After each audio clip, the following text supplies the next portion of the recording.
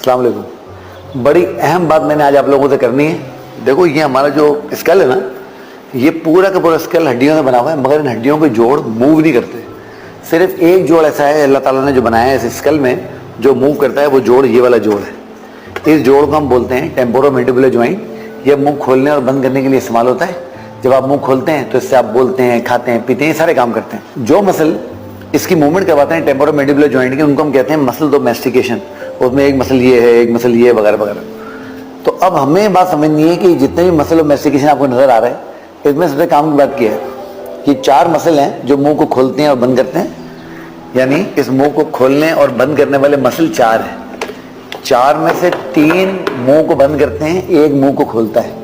तो समझ में क्या बात आई कि जहाँ 4 दफा बोलने का मौका हो, वहाँ 3 दफा जबान बंद रहनी चाहिए, सिर्फ 1 दफा बोलना चाहिए।